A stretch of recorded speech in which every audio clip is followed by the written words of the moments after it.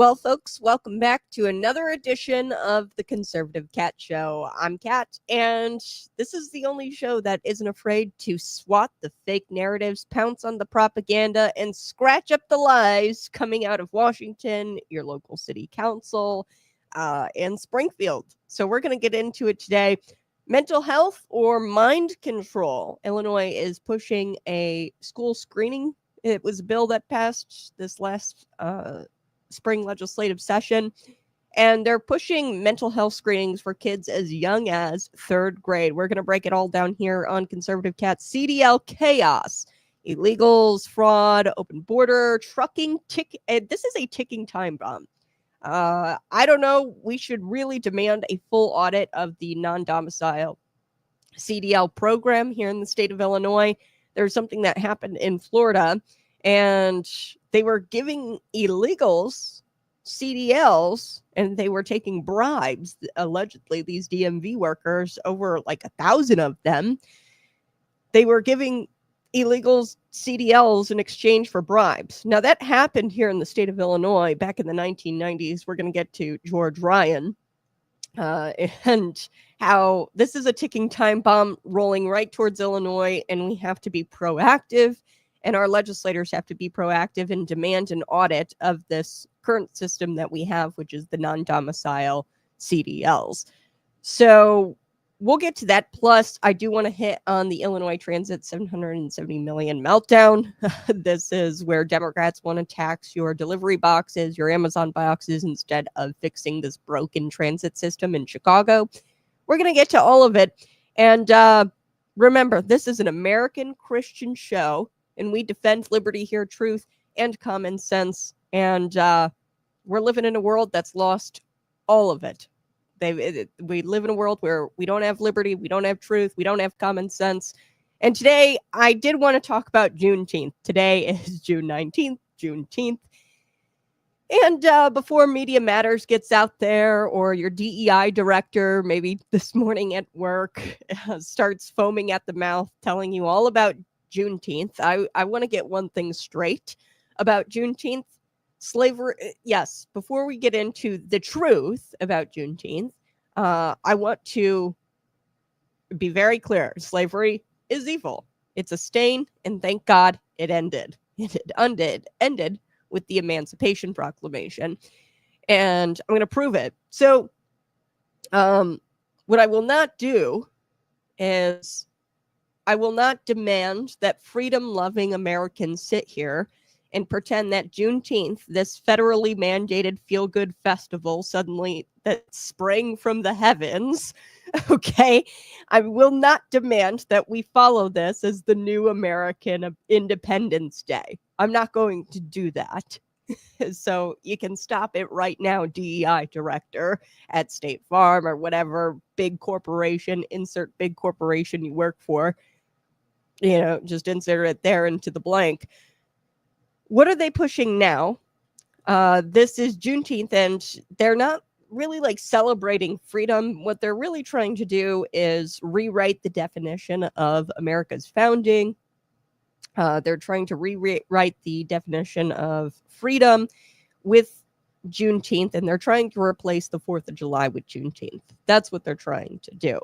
And we're not going to let that happen, my friends, because it's complete and utter nonsense. This is not history. This is not truth. It's an agenda.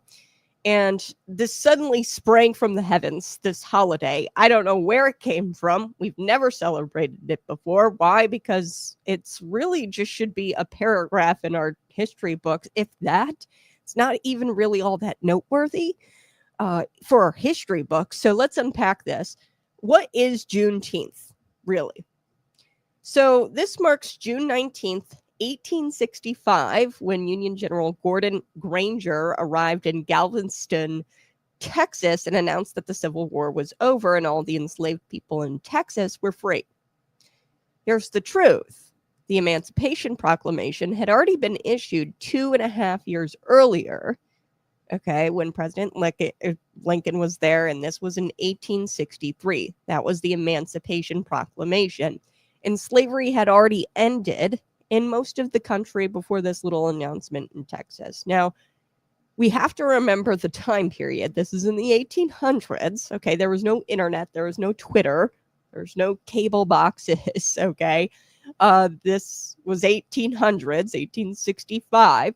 So news didn't really travel as fast as it does now. Okay, there was no internet, there was no Twitter, and Texas was the westernmost outpost of the Confederacy.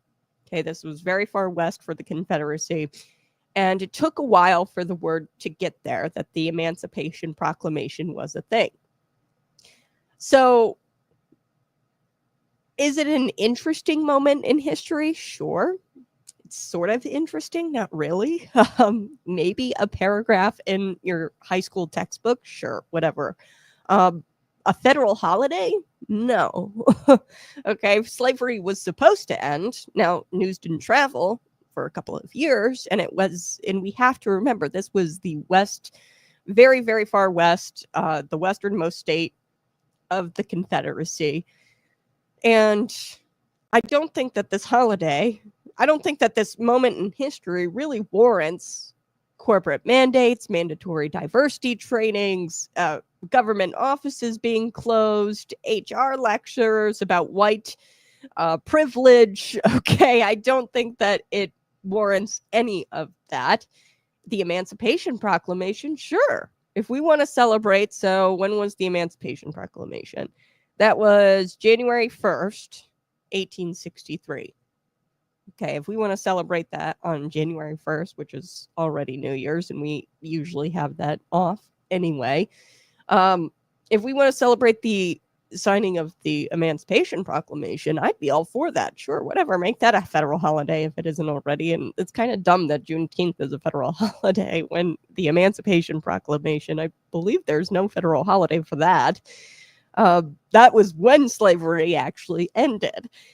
And, we have to remember the time period. This is the 1800s, and word didn't travel to Texas. It's an interesting little tidbit, but not really. So Juneteenth isn't really about history. It's about control. It's about identity politics. And let's not forget how this all happened, by the way. Joe Biden signed Juneteenth into law in 2021. Why? Because it happened after the BLM riots in 2020. I think it was like 90 million, by the way, the BLM organization raised in funds. Now, that didn't even go to local BLM chapters or Black people and communities. No, that went to people at the tippity top of the organization for them to buy mansions and live in mansions. Okay, $90 million they raised in 1 year. That was in 2020 alone. So this happened right after George Floyd in 2021. A year after George Floyd. And I mean, the political class, they just needed a bone to throw at the activist mob because, the summer of love, the summer of mostly peaceful arson, they needed a bone to throw at the activist mob. And this was their bone, signing into law Juneteenth as a federal holiday under Joe Biden. And they didn't want law and order. They wanted a symbol. And that was it. This is just a symbol, okay, for the activist mob, and Joe Biden threw them this. And here's what they won't tell you. So the Confederacy, Texas over there. Now, I think it was really just because word travels really, really slow back in the 1800s. And we have to remember, the westernmost state in the Confederacy. So it was just, it took time for the word of the Emancipation Proclamation to travel to that state. But also, we can't pretend that the Democrats weren't the ones who supported slavery. They fought for segregation. They fought the civil rights movement every step of the way. And let me repeat that for the DEI departments there in the back. The Republican Party ended slavery in 1863, and the Democrat Party continued to protect it. And the Confederacy Democrats, Southern Democrats, they protected it even after the Emancipation Proclamation was signed. So maybe there was a little bit of Texas Democrats. Maybe they were trying to avoid implementing the Emancipation Proclamation, and they did a slow rollout of it. And they were kind of like, well, we heard about it. I don't know. I wasn't obviously in the 1800s. Most likely it was more so the fact that it was the westernmost state and word travels slow back in the 1800s, right? But remember, the people who didn't implement it right away in 1863, they were all Democrats. The Republican Party, they passed the 13th Amendment, the 14th Amendment, the 15th Amendment, and the Democrat Party, they filibustered civil rights for 100 years. So spare me the lectures about oppression from the party.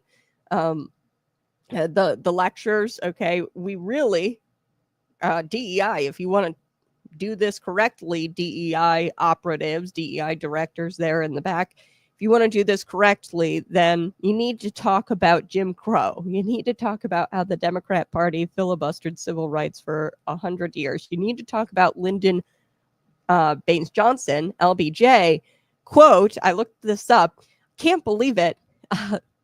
I'll have those N-words voting Democrat for decades. That's what Lyndon Baines Johnson said. So what this really is, Juneteenth, this holiday, they want to replace July 4th. They want to turn the country where 1776 was bad and the Constitution is racist. They want to turn America into a country where we believe that 1776 is bad, the Constitution is racist, and where the founding fathers were all villains. Don't believe me? There is this New York Times 1619 project. They openly said that America's true founding was not in 1776, but rather in 1619, when the first African slaves arrived in Virginia. That is what they want to be the new gospel. That is their religion. America is evil, freedom is fake, and you should feel guilty forever if your ancestors came from Europe. That is the religion they follow. I'm sorry, I'm not buying this religion. I'm not buying into this crap. America was founded on Christian principles, on liberty, on the self-evident truth that all men are created equal, and those founding ideals made it possible to end slavery and expand freedom. Okay, you don't throw the Declaration of Independence out because it took time to fully realize its promise. Okay, in 1776, yes, there were slaves. It didn't end until 1800s. That's a long time, but you have to defend it, the Declaration of Independence, because without these truths we hold to be self-evident, that all men are created equal. Without that, slavery would have never ended in the 1800s with the Emancipation Proclamation. And they just want to throw it all away. And I don't know. Have you seen what corporate America does with Juneteenth? They fly all these Juneteenth flags and they like decorate the offices with all these flags. Target, they sell this like soul food ice cream. Look this up. They actually did this for Juneteenth. Soul food ice cream. Amazon, they push these anti-racism resource kits for employees. Right after, of course, they lay off half of their Black employees, their warehouse workers. So this isn't really about truth. It's about compliance. It's about pretending to care while pushing a Marxist ideology underneath. And it's a complete scam. And don't even get me started on the schools where kids are being taught that America was founded to protect slavery. No, America was founded, and they put that in there. We hold these truths to be self-evident, that all men are created equal. America was not founded to protect slavery. Okay, it wasn't like they're teaching the kids that capitalism is racist. They're also teaching your 8-year-olds that they have to apologize for being white. And that's not education, that's brainwashing. And we should be teaching our children that 1776 and this Declaration of Independence is what ultimately led to the Emancipation Proclamation, and that this was a great document. And it took time to see the Declaration of Independence really manifest. It took time to fully realize its promise. But we need to celebrate it, because that is what ultimately led to the ending of slavery. We need to celebrate the Constitution, the Bill of Rights, and the brave Americans who fought and died to make these ideas a reality. They made these ideas a reality. And We need to celebrate freedom through Christ, not freedom from history. Okay. They are taking this really out of context, this June 19th date. And we remember the lives of Black Americans, white Americans, immigrant soldiers, all of those who worked together to move this country closer to its ideals, which is that all men are created equal. And we need to teach the whole story, not just cherry pick these stupid little narratives, okay? We need to remember that it was Christian abolitionists, okay? These were Christian people, Abraham Lincoln and abolitionists, people who were led by faith, not pushed. They were the ones who pushed to end slavery. The people who didn't end slavery were the Marxists, not these critical race theory idiots, okay, or woke professors. None of those types of people ended slavery, by the way. It was Christian abolitionists, white Christian abolitionists like Abraham Lincoln. And friends, I'm not saying that you can't recognize June 19th because it is a pretty cool little tidbit of history. It goes to show you, the difference between 2025 and 1865, that there was no news, no communication, and how long it took for something like the Emancipation Proclamation to take effect. But it also shows you a little bit about Democrats' behavior and how they probably were resistant, of course, to the Emancipation Proclamation. The Southern Democrats who were pro-slavery, they were resistant to that, as Democrats have always been. They've been resistant to civil rights literally for hundreds of years. LBJ said, I'm going to get those Black people voting for me. And I'm not using the exact word he used. I'm going to get those Black people to vote for Democrats for decades. This is a quote from him, and this was his war on poverty, right? I'm not saying that we don't recognize June 19th as a small piece of American history. This is a very small, this is 2 lines in a textbook, okay? But the left has turned this Juneteenth thing into a weapon. And don't let them replace real holidays. Don't let them rewrite your history, divide your family, your faith, your country. Juneteenth, the way it's being sold to us now, it's not a celebration of freedom. It's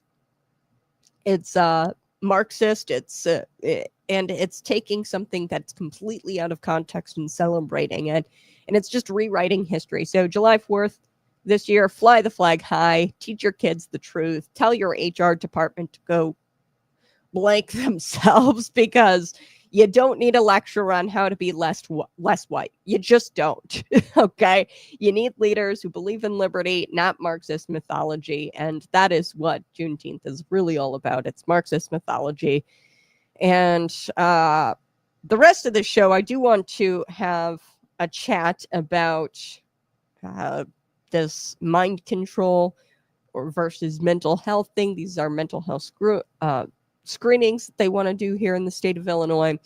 This is a Conservative Cat Show, and be sure to subscribe. You can find your bottle of Patriot Pump at patriotpumpenergy.com. Use promo code ConservativeCat, $10 off at checkout. That is the best promo code available. Here at this show, we champion family values, individual liberty, limited government, and yes, we expose the garbage that's being dumped on us from our state bureaucrats, our globalist sympathizers, and these soft-bellied socialists who are posing as public servants. That's what we do here on this show, and I want you to grab your coffee, sit up straight, and listen in very closely, because what we're going to be talking about today affects your children, it affects your schools, your tax dollars, and your God-given right to raise your family without the interference from Governor J.B. Pritzker's bloated government. Okay, so what's going on with these mental health screenings, Kat? Well, I'm glad you asked. Let's start with the facts. State Representative Lindsay LaPointe, she's a Democrat from Chicago, of course, is celebrating the passage of Senate Bill 1560, a so-called universal mental health screening initiative headed to Governor J.B. Pritzker's desk. He's going to sign it. It passed the House 72-36. That's right, another government rubber-stamped overreach. And they're, of course, pushed this through under the guise of compassion. because that is what the left is great at doing. Okay, so what does this bill actually do? Well, it requires public schools across the state of Illinois to offer annual confidential mental health screenings starting as early as third grade. That's 8 or 9 years old, folks. Okay. LaPointe's selling point is that this is the first step to protecting youth in what she calls a raging mental health crisis. So she claims social media is damaging kids, and I am inclined to agree with her on that point. Yes, you're not wrong, LaPointe. Okay, but here's where we're split. Okay, me and Representative LaPointe. Her solution is more government. It's not less government and more parental authority. Okay, my solution is more parental authority, less government, less bureaucracy, less screening. She wants more screening, more data collection, more government control. So the Trojan horse of these screenings, let's be clear, no one on this show, no, I'm not against helping kids who are struggling. Okay, I want to make that very clear. I am all for helping kids. Depression is real. I believe that depression is a demon. Okay, and really mental health needs to be addressed. We need more prayer and biblical teaching in schools. Depression is very real. Anxiety is real, and all of this is demonic activity in children. But when Democrats like LaPointe say universal screenings, you should immediately begin to ask yourself a series of questions. Who's going to be doing these screenings? Who controls the data of these screenings? And who decides what is mentally healthy? Okay, because everybody's definitions are going to be different. And this isn't about helping Jimmy in third grade who's sad because his parents are getting a divorce. This is about normalizing a pipeline from your child's classroom to a government-run mental health system. You better believe that the pipeline is going to be greased with taxpayer cash and woke ideology, this pipeline. So say it's confidential. They say it's confidential. Okay. But let me ask you something. When's the last time a government-run system actually protected your privacy? You think screeners won't be talking with the school counselors about little Jimmy? Okay, you don't think these screeners are going to share information with behavioral health specialists, and let's be honest, maybe even law enforcement down the line. Little Jimmy has an issue. These screeners could take that and share it with law enforcement down the line. That's not compassion. It's called surveillance. And here's what the left is doing. And parents, this part is critical, so tune in, listen very closely. They're weaponizing language. And they're very good at this. They use the word mental health, protection, early intervention, all these buzzwords, but really what they're meaning is indoctrination. They want to get inside your kids' head, and they want to start to turn them against you in these mental health screenings. Okay. And once they start defining what's normal, they start labeling dissent as disorder. Your kid loves Jesus. Okay. They're going to start labeling that as, hey, that's abnormal. Hey, you can't push your religion on others. That's really mean, or that's hatred. Whatever it is, they're going to get inside your kid's head, and they're going to distort what is actually normal. And say you oppose gender ideology, they're going to call your kid, like your kid is like most people, like even cavemen understood this. Say your kid understands that boys are boys and girls are girls. This screener, okay, is probably going to say, well, that's not true. That's non-affirming. And you have to be accepting and tolerant of others. Okay, this is how these mental health screenings are going to go. I guarantee it. They're going to ask them probably a series of questions about their ideology and their values that they grow up with in the household, and then they're going to recondition that or condition them into believing that they're hateful if they believe in something like biblical marriage being the best. Okay, traditional values. Child does the best. And this is just statistically speaking, children do way better in homes that have a man and a wife. Okay, same-sex marriages, single-parent households. The kids don't do very well in these types of households. Statistically speaking, this is true. Okay, if you have two biblically married parents, man and woman, then the kids do better. And if you believe in this, and if you believe in biblical marriage as a child, and you are raised to believe that by your parents, the school is going to turn around and say that you are hateful or that you are bigoted. And these screeners are going to recondition your children into believing something that is not something that you believe as a parent and would not want to raise your kids up in, an ideology that you don't practice in your own home. And say the kids are like, well, mom teaches me to take care of myself, eat right, and exercise. And I don't really want to take Big Pharma's next miracle pill. They're going to say you're uncooperative. They're going to train your children to be very cooperative with government. And maybe you teach your kid a little thing or two about individuality and personal responsibility. They're going to train that right out of them, okay, through these screenings. They're not interested in the truth. They're interested in compliance and to get your kid to comply. And there's no better way to manufacture a generation of compliant citizens than to start screening them and picking their brains like they're little lab rats at the age of 8. There's no better way to start creating a generation of compliant citizens than to start early and start picking their brains at the age of 8. If you think I'm exaggerating, look no further than California. Look at New York. Look at the CDC guidelines on childhood well-being. Who defines what's mentally well? If you look at their guidelines, okay, on what's mentally well or what's considered good mental health, they talk about things like climate anxiety and equity metrics and all of this. So look at the CDC guidelines on childhood well-being.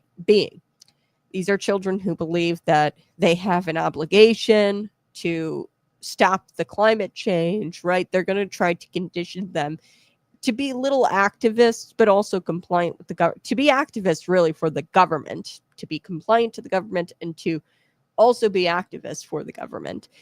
So it goes even a step further than just compliance. They want them to be little foot soldiers in their mission, their agenda. So they're redefining childhood itself. They're getting these ideas into the kids' brains very early on. This is supposed to be a time of innocence. They shouldn't worry about things like climate change or equity metrics or whatever the hell. Okay, this is a time of innocence. And they're going to do away with all of that with these mental health screenings. And they're going to make these kids, well, one, they're going to tell these kids that they are mentally ill, because guess what? You can't have this program without people. And this is how therapists continue to make their money. They'll never actually tell you what will make you better, therapists. They'll tell you, oh, you did nothing wrong. There's no reason for you to take personal responsibility. Avoid your Bible, right? This is what therapists will do. And why do they do that? Because they know that is going to ultimately personal responsibility, individuality, reading your Bible, and you know, they're going to say, hey, that is bad for your mental health, and I'm just going to treat you like a little snowflake. You can't do anything wrong. Why do they do that? So that way they can continue to line their pockets. It's going to be the same thing with this. If they actually fix mental health, then they're all out of a job. This whole system, these screeners are all out of a job, these bureaucrats. So they're going to not fix the kids' mental health. They're going to make it worse, so that way they all continue to get paid. So LaPointe, she brags about how parents can opt out of this. So definitely opt out of this. Well, thanks for that, comrade. I appreciate the ability to opt out. The parents should have all the say in this. I don't know why this is a state issue. If there was something like this, then, and your school board passed it, keep it localized, right? Why is the state writing a sweeping piece of legislation that says, hey, we're going to mandate kids have mental health screenings annually? Why is the state doing this? Okay, if the school boards wanted this, then they'd do it at a local level, and we should keep it in the hands of the locals. But, you know, they want this to be compulsory. They want people to do this, and they're hoping that they can sneak this through, this mandatory system, and they're hoping that you're too busy or too tired or too intimidated to push back and you don't opt out your kid. But then get this, if you opt out your kid, you are kind of waving a red flag to these screeners and to these bureaucrats. And if you opt your kid out, then they're going to see that as suspicious behavior. And before long, the parent's going to be red flagged for not wanting their children to be psychoanalyzed by a third-party intern who is trained by DEI consultants and has a TikTok degree. Okay. They're going to wave a red flag. They're going to say there's something wrong in this household because little Jimmy, his parents opted him out of this psychoanalyzed mental health screening. Why'd you do that as a parent? Well, because you weren't interested in this third-party intern who has this DEI training and spends his days on TikTok and has a nose ring and blue hair. You didn't want him around your child picking your child's brain. But they're going to see that as odd and abnormal, and they're going to paint you as like probably if you opt your kids out, I wouldn't doubt eventually they're going to say, oh, well, these parents, they should be looked at. DCFS should go investigate them. Why would they hate having their children be analyzed via for their mental health? Why would they do that? They must be terrible parents. Let's call DCFS, because that's where we're headed. If you don't opt into these things, you're putting a target on your back as a parent. So let's not pretend that this is about compassion. We know this isn't about compassion. This is a power play, and it's designed to loosen the parental authority, the family's authority, and it's designed to tighten the government's grip on your child. So there's a solution here, and we need to hear the truth, and the people in Springfield need to hear this truth. Mental health starts in the home. It starts with stable two-parent household. Statistically speaking, two-parent household, man and woman. Okay, it also starts with faith. It starts with turning off the phone, turning off the TikTok, and turning back towards the Bible. We should have more prayer in school. Okay, you want to fix youth anxiety? I'll tell you right now. I'll tell you what fixed my anxiety. I was young, 20 years old when I gave my life to Christ. 21. No, I gave my life, rededicated my life to Christ. I've always grown up a Christian. I rededicated my life to Christ in 2021, so I would have been 22. Okay, so I'm 26 now. Best decision I ever made. My anxiety, gone. The moment my knees hit the floor, and I cried out and I said, Jesus, I need you. That's all I said was, Jesus, I need you. That's all I said. The next day, the anxiety was gone. It was insane. It's like turning on a light switch, and more kids need that at an earlier age. We need to start training up our children to hit their knees on the floor and say, Jesus, I need you. We need to turn back towards the Bible. We need to start doing biblical teaching in schools. We need to start praying for our children, because guess what? Anxiety, it's just a demon. And these people are going to tell you, these mental health screeners, why? Because they want to make money and they want to feel important and they want to feel special, because these people tend to be ostracized at a very early age, and they grow up and then they go into the public sector because they don't want to do anything, make anything, and be a contributing member of society, because they feel they're owed because of all of the bullying that they took in school, and they feel like they're owed something. Okay, these are a bunch of entitled brats who didn't have, loving parents in the home, and most of the time, and they grew up to just be very bitter people. And what they're going to do is they're going to tell your kids that there's something mentally wrong with them. And they're going to continue to say, oh, you have a forever anxiety. It's so interesting.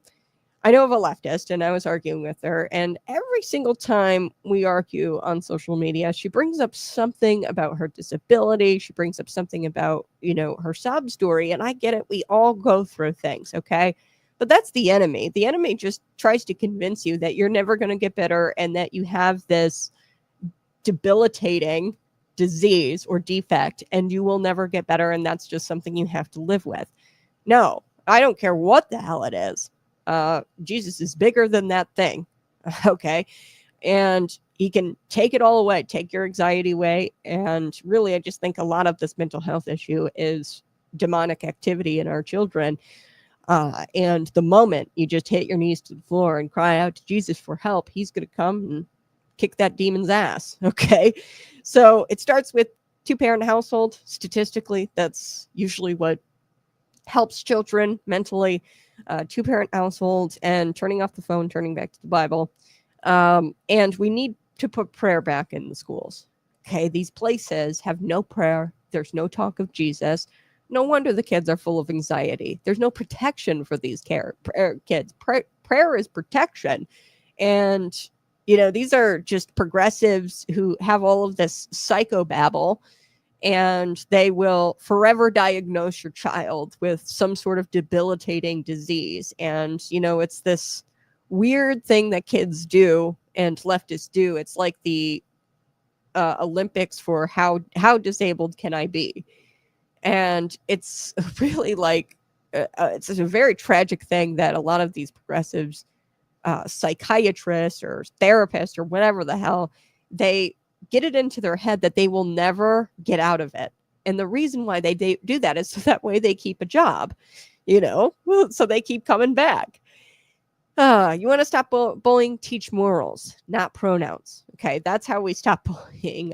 You want to build mental strength? Raise your kids up in responsibility.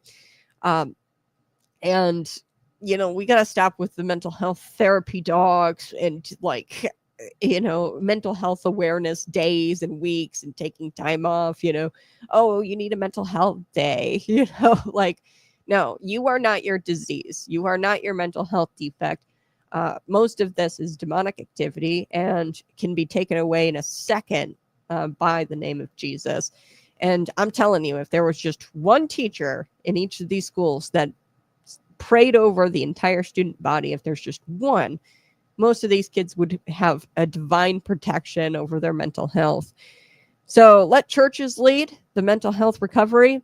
Let parents decide what their kids are exposed to, and let these schools should really be focused on the basics: reading, writing, and arithmetic, and not this diagnose and prescribe culture. And that's what they're going to do. They're going to say, little Jimmy, sorry, you have ADHD. You're going to have it for the rest of your life, and you need to be medicated for the rest of your life.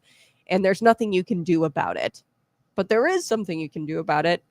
Hit the floor, cry out to Jesus, ask him for help. And a teacher will never tell a child that in public school. So what can you do right now? Call Governor J.B. Pritzker's office, demand a veto of Senate Bill 1560, flood his phone lines, remind him that Illinois parents are watching and that mental health should be addressed in the home and should be addressed by parents, not by screeners who have DEI training and got their degree on TikTok. Okay. Next, show up at your local school board meetings, ask the hard questions. Who is administrating these types of screenings? Who are the screeners? I want a list of names. Ask your schools for that. Where's the data going? Are they following the state law? And are they going to do mental health screenings based on actual mental health, or are they going to implement this woke ideology and ask little Jimmy, hey, little Jimmy, do you believe in that there should be 2 mommies or 2 daddies? Do you think that that's okay? Well, no, I have a mom and dad. Well, Jimmy, that's actually hateful to say that, people should be only in heterosexual marriages. Okay, so you have to change that, little Jimmy. Is it going to be more like that? Or is it going to be, hey, you have anxiety. You are not your anxiety. Hit your knees to the floor and profess Jesus as your Lord and Savior. Is it going to be like that? It should be like that if they actually want to fix the mental health crisis, but they're not interested in fixing it. Let me remind you, this is so bureaucrats, these screeners, I don't know, they're going to bring in behavioral health specialists and they're going to get their pockets lined. And this is going to be an entire state agency that oversees this thing. It's just bogus. So connect with other parents because it is tough to raise a kid. Okay. So connect with other parents, build a network. Okay. Hey, little Jimmy, this is an adult that we trust. If you can't talk to us, talk to them, right? Build a network. Okay. If enough of us push back, they can't gaslight the truth. Okay, they can't gaslight the truth. And I would say homeschool if you can. Pod schooling, like pods, those are getting very, very popular here in the state of Illinois.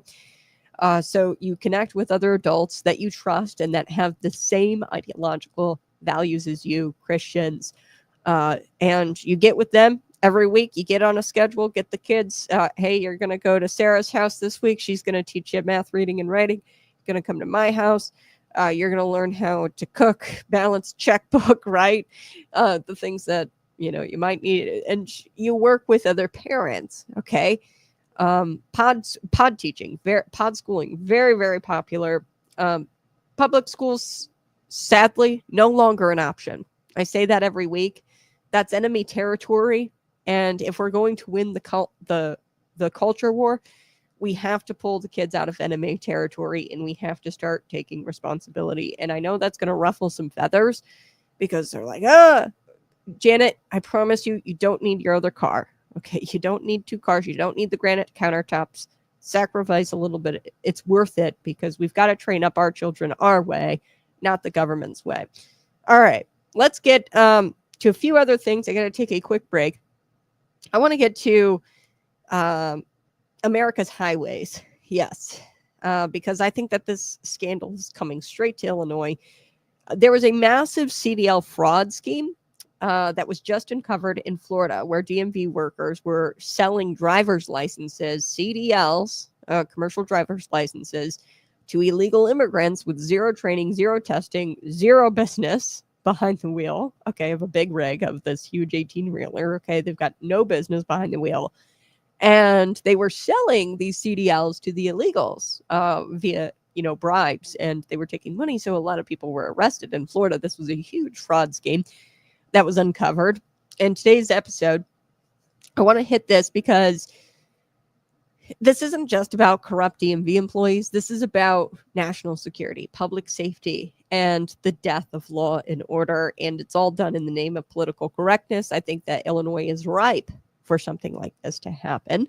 It's happened in the past, which we will actually get to. A little tidbit of history. George Ryan, there was a similar scheme that happened back in the George Ryan era. He was a Republican. Republican in name only, like most Republicans here in the state of Illinois. I will say this: Republicans in the state of Illinois are more corrupt and have more of a woke ideology than I would even say Southern Democrats. Okay, a Democrat in South Carolina is nothing like a Republican in Illinois. I would vote for the Democrat in South Carolina over the Republicans in Illinois. So we're going to get to George Ryan here in just a second, because this was a very dark, deadly chapter of our state's history. And if we're not careful, we could see a repeat of this history. We're going to get to the facts. Don't go anywhere. Enjoy this conservative cat clip and subscribe to the channel while you're here today. I'll be right back.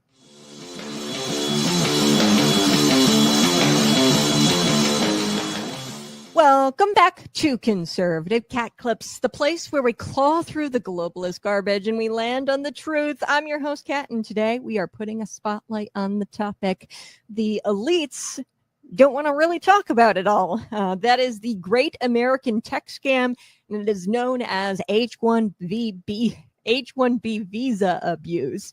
Now, let's get one thing straight. The H-1B visas, they were never meant to replace Americans. They were designed to fill critical skill gaps. The rare, highly skilled jobs, highly specialized jobs in the U.S. that no U.S. citizen was able to fulfill, and they weren't qualified to do so.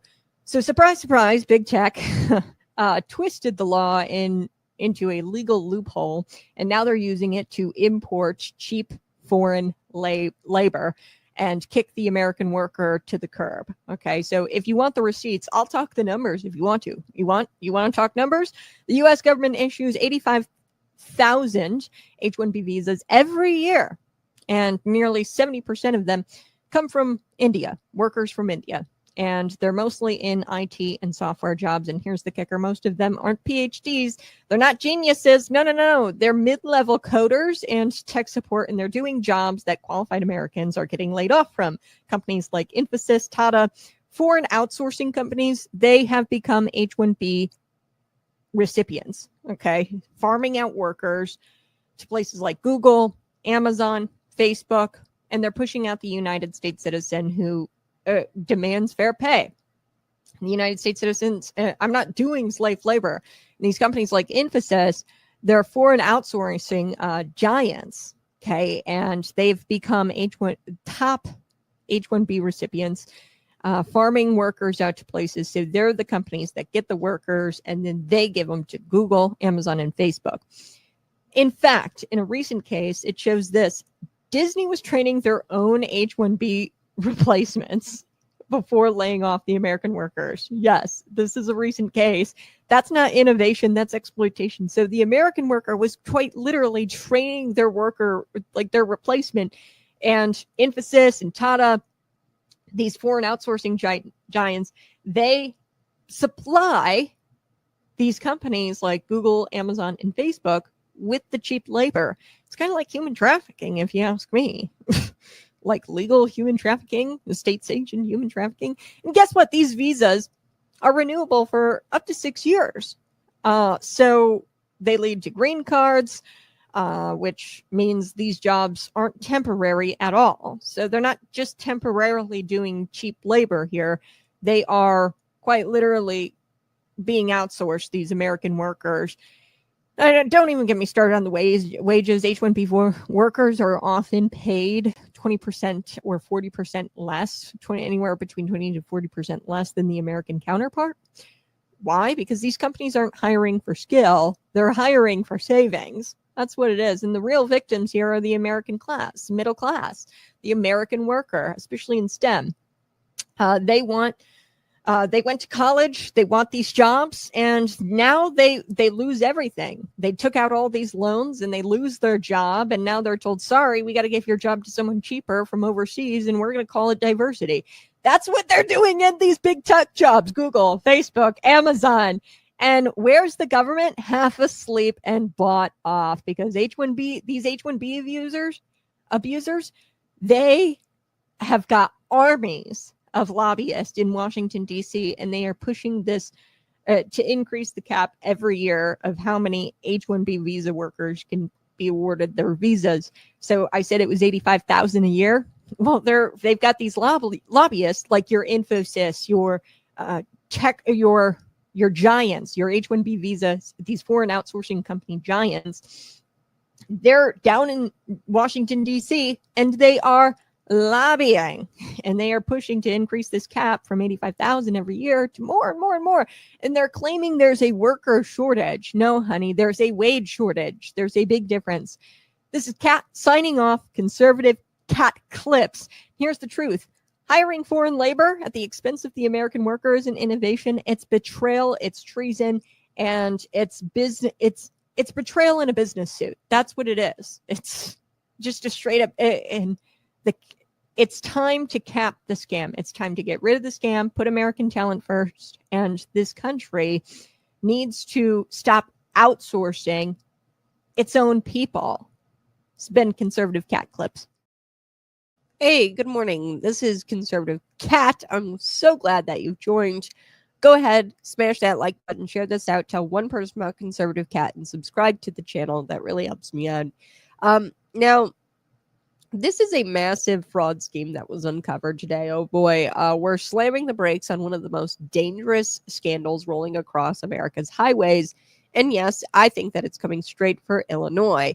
A massive CDL fraud scam was uncovered in Florida, where DMV workers were selling commercial driver's license, CDLs, to illegal immigrants with zero training, zero testing, and zero business behind that wheel.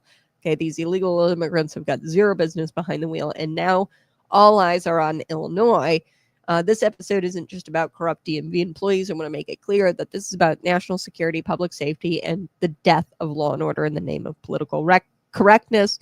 So let's talk about the Florida fraud scandal and what had happened there. Here's the facts. Downstate, or down in the Sunshine State, the DMV workers were caught red-handed, literally selling CDLs to undocumented immigrants, undocumented, completely illegal.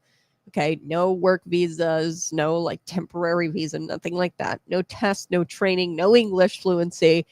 just cash and corruption. So Florida authorities, what they did, they seized $120,000 of dirty money tied to this operation. Investigators say hundreds, if not 1,000, more than 1,000 licenses were issued over the last 2 years. Bay County Sheriff Tommy Ford didn't mince words. He called it what it was. It's fraud. And he said it's a direct threat to public safety. Florida Attorney General James Youthmeyer, he's the Florida Attorney General. He echoed the alarm, saying untrained non-citizen drivers now have legal access to drive massive vehicles on public roads. That's not a mistake. That's a catastrophe waiting to happen. Okay, so that was Florida officials. Now, what could happen in Illinois? Spoiler, it might be happening. We don't know. We should really demand an audit of our current non-domicile program. And here's the real kicker, folks. Illinois is already a leader, a national leader in giving driver's licenses to illegal immigrants. Okay, so we already have driver's licenses given away to illegal immigrants. This is something that is not new.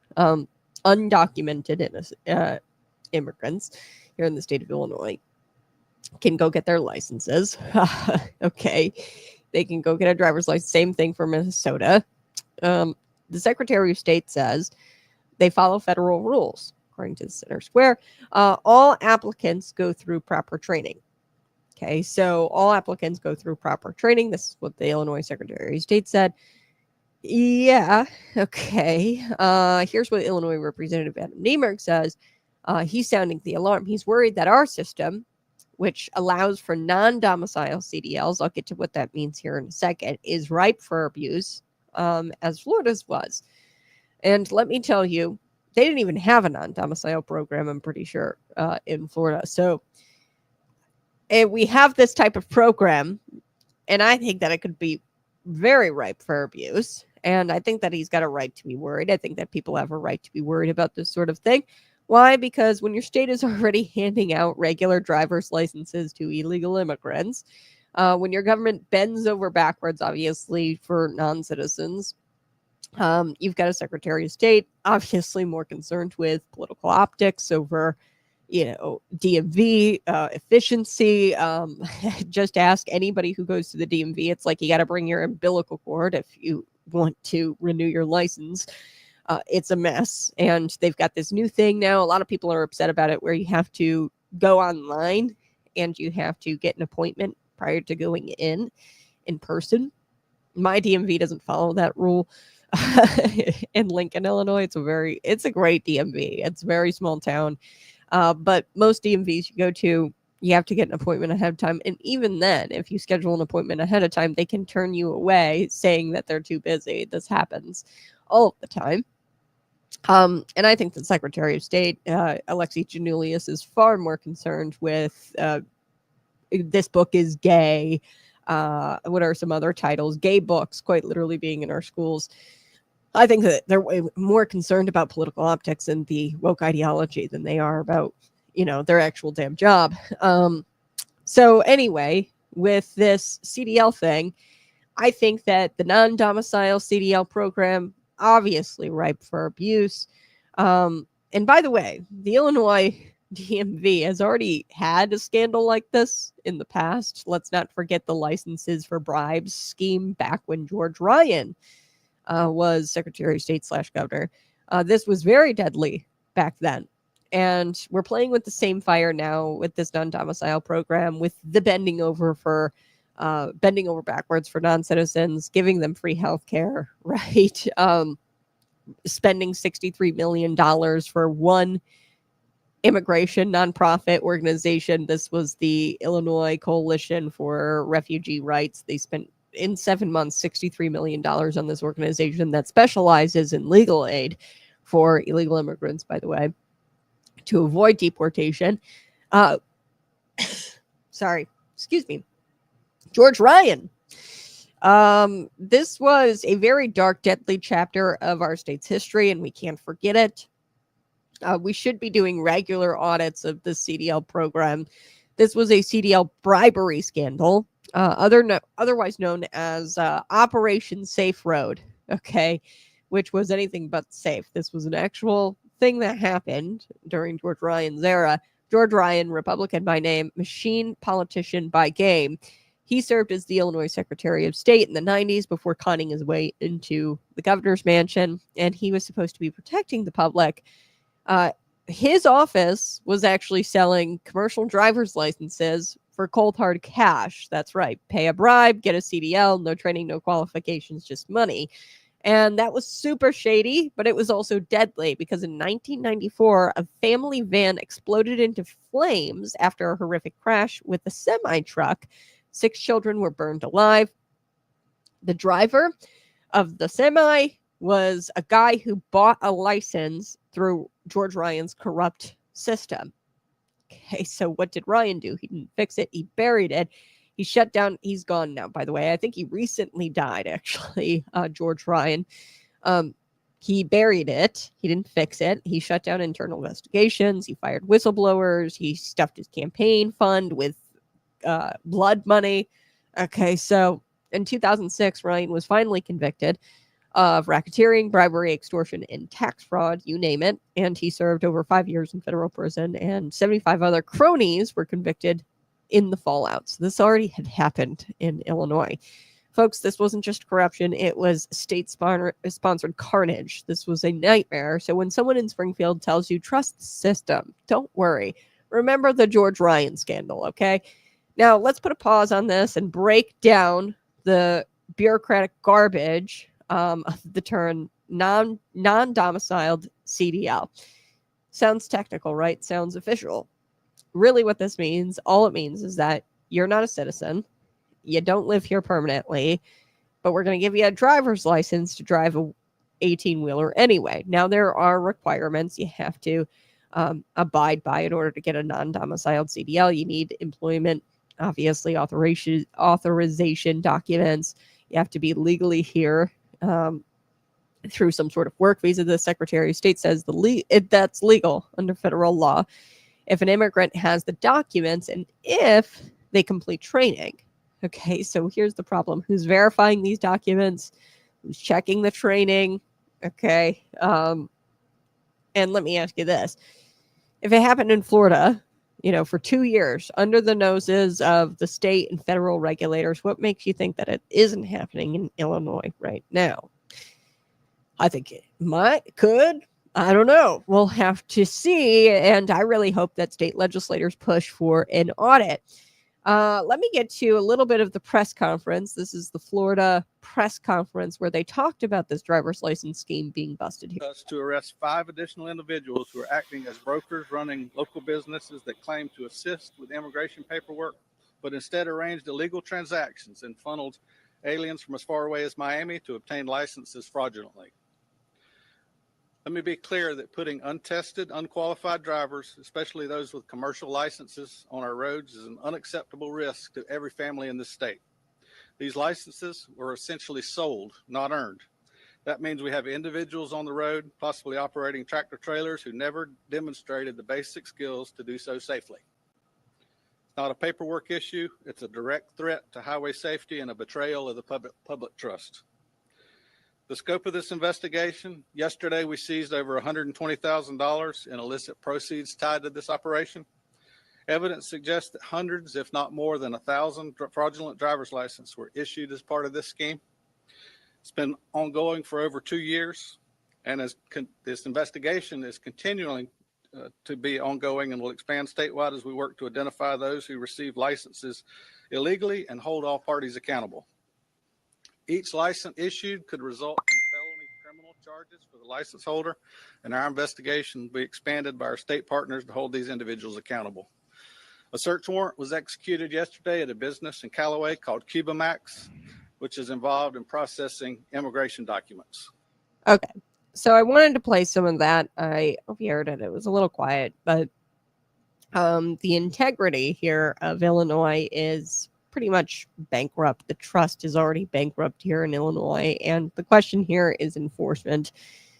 What makes you think that this couldn't be happening in Illinois or other states? Okay, this let's connect the dots, okay? Because this isn't all happening in a vacuum. The CDL scam is just one symptom, obviously, of the borderless, lawless America created by the radical left in the Joe Biden administration. So this doesn't exist in a vacuum. We know that this is part of the open border policies, and this is a symptom of the open border policies. They flooded the country with millions of illegal immigrants, and now they're trying to hand the keys of a 40-ton truck like it's Halloween candy to these illegals, and that this is malpractice. It's engineering a disaster. Untrained, unvetted drivers behind the wheel of semis on your highways who can't really read the road signs. They probably don't speak very well in English, and we know this happened in Florida. And we're supposed to just be okay with that. They don't know the rules of the road. And let me be clear, if you're not qualified to be here legally in the United States, I think that this non-domiciled CDL crap is just crap. That's exactly what that is. If you're not qualified to be here legally, and if you're not a resident of the state, and if you're not a U.S. citizen, I don't think that you're qualified to drive semi down I-55 next to my family. Okay, I don't think that you're qualified. Now you can be here temporarily and have a work visa, but that's very different than giving somebody a CDL. I get that these CDLs expire and you have to probably keep up with the training and everything. But how up to date is all of that, and how rigorous is that requirement and that training? So how is the Secretary of State responding to this? Well, the usual left-wing deflection. These claims are ridiculous. They're designed to sow division. Okay, but these claims, not Illinois, okay, but these claims, these are facts. This is what happened in Florida. It's already happened in the state of Illinois under George Ryan, and there were real arrests in Florida. Okay, real evidence. And I think that that's enough evidence to prove that it could be happening not just here, but the Florida Attorney General actually said this in the press conference, that if it happened in this county, it could be happening in counties elsewhere. This was Bay County in Florida. So basically, I mean, their statement, right? The Illinois State Secretary of State, they're saying, trust us, we're following the rules. Yeah, well, guess what? Guess who said all the same things? George Ryan. Okay, so this thing kind of already had happened. Illinois is a political machine. And they've told you, these are the same people who've told you the budget is balanced. Well, we know that's not true. We know that you guys don't do zero-based budgeting and you guys just have automatic increases, and that you increase taxes in order to balance the budget. Okay, they told you that criminals being released without cash bail, that they'd magically stop committing crimes. And if you just slap on the wrist, say, hey, come to your next court date, they told you that, oh, don't worry about that. They're not going to go out there and commit all kinds of crazy crimes while they're out on no cash bail. Well, we know that's not true. And they told us that the state's sanctuary status wouldn't lead to chaos. It's completely led to chaos. We've spent billions of dollars on illegal immigrants and their health care and other services. So how's all that working out for you? So when the political machine tells you, trust us, we're following the rules, are you really? I mean, you said the same thing when you did this back in 1990s for George Ryan. He was like, we're following the rules. So Illinois leadership doesn't serve its citizens anymore. They serve non-citizens. Why? Because they're valuable and that they're going to be a voter base, or that they're going to subsidize really the population loss that Illinois is experiencing, and we can get our congressional seats back. Population has power. Governor J.B. Pritzker obviously wants that population, the 500,000 illegals. They want that population because since 2014, there's been an exodus out of Illinois every single year. Since 2014, there's been out migration here. So let me put this plainly. They don't serve citizens anymore. They serve non-citizens. Why? Because they're valuable, because they can replace the dwindling population, the exodus that's happening in the state. illegal migrants, we know that they've gotten free hotel rooms. We know that they've gotten free housing, free food, taxpayer-funded healthcare. We know that there's sanctuary protections for criminals.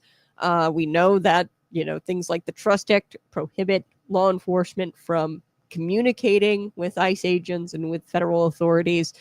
And now we've got a CDL system. This non-domicile program, I think, is just bogus to begin with. I think that there's a certain standard that we should have when it comes to our semi-trucks and the people driving them. And if you're a non-citizen, you have no true permanency here in the United States. I think that if you're going to be driving on our public roads, you need to have some sort of citizenship. Okay, so I disagree with the non-domicile program to begin with. And I think that it opens us up for abuse. Especially considering we're a sanctuary state, which means that a lot of Illinois, like a lot of policies, it's surrounded around the fact that you can't ask somebody about their status. And that's what a sanctuary state is that you don't recognize their status. Okay, so they can say this all they want, but I think it's ripe for abuse. Meanwhile, you've got your veterans struggling, you've got your roads crumbling, you got your schools that are a complete mess. The kids can't read, write, or do math at grade level, and you've got working class families who are taxed into oblivion to subsidize this new voter base or this new group of people to replace our population here in the state of Illinois. And this should tell you all you really need to know about the state's priorities. Now, you're a listener of the Conservative Cat Show, and what we do here is we offer a little bit of solutions. So what can you do? You can demand that the Secretary of State's office, if they, truly say that this isn't happening, great, that's awesome. Now let's just do an independent audit, right, of every non-domicile CDL that's been issued in the last 5 years. I think that is something that the Illinois Republicans, that the Freedom Caucus should do. They should say, hey, let's do a third-party audit of our non-domiciled CDLs.